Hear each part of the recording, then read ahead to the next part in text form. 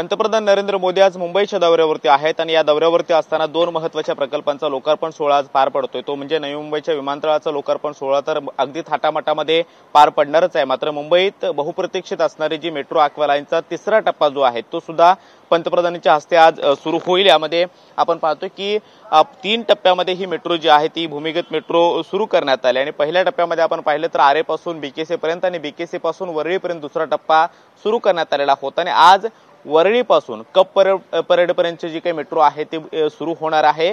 या मेट्रोचा लोकार्पण सोहळा पंतप्रधानांच्या हस्ते पार पडेल आणि त्यानंतर दुपारपासून ही मेट्रो जी आहे ती मुंबईकरांच्या सेवेत दाखल होईल। खरं तर आरेपासून थेट कप परेड पर्यंतचा जो काही प्रवास आहे तो अवघ्या 1 तासामध्ये जो आहे तो मुंबईकरांना करता येणार आणि त्यामुळे वाहतूक कोंडीचा मोठा प्रश्न येत्या काळात सुटेल असा देखील विश्वास व्यक्त केला जातोय। सध्या आपण पाहतोय की विधान भवन मेट्रो स्थानकाच्या बाहेर आपण आहोत आणि प्रत्येक मेट्रो स्थानकाला ज्या मेट्रोचा लोकार्पण सोहळा आज आहे त्याच्या बाहेर आपण पाहतोय की बाहेर फुलांची सजावट जी आहे ती सुद्धा करण्यात आलेली आहे आणि सगळा परिसर साफ केल्याचं पाहायला मिळतंय। पंतप्रधान नवी मुंबईतून या मेट्रोचा लोकार्पण सोहळा जो आहे तो लोकार्पण करतील। मात्र त्याही पूर्वी आपण पाहतो की MMRDA प्रशासनानं या प्रत्येक स्थानकाच्या बाहेर ही फुलांची सजावट जी आहे ती केली गेलेली आहे।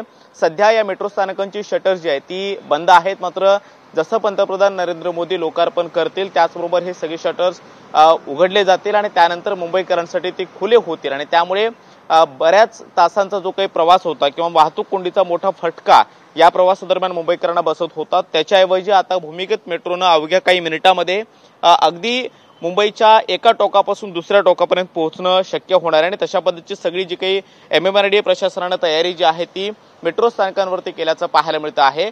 वरळीपासून कप परेडपर्यंतचा मेट्रोचा हा प्रवास जो आहे तो अत्यंत महत्त्वाचा पल्ला मानला जातोय, कारण या सगळ्या परिसरामध्ये मंत्रालय, विधान भवन आणि इतरही प्रशासकीय कार्यालय आहेत आणि त्यामुळे या भागात येणारे जे काही मुंबईकर आहेत त्यांना येत्या काळामध्ये मोठा दिलासा मिळेल असं देखील बोललं जातं आहे। त्यामुळे किती या मेट्रोचा फायदा होतो आणि वाहतूक कोंडीचा प्रश्न कशा पद्धतीने सुटतो हे पाहणं महत्त्वाचं असणार आहे।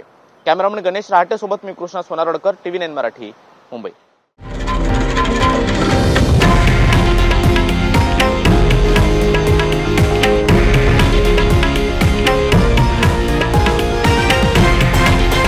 हे आहे देशातील नंबर 1 न्यूज नेटवर्क आणि आपण पाहत आहात TV9 मराठी, एकमेव।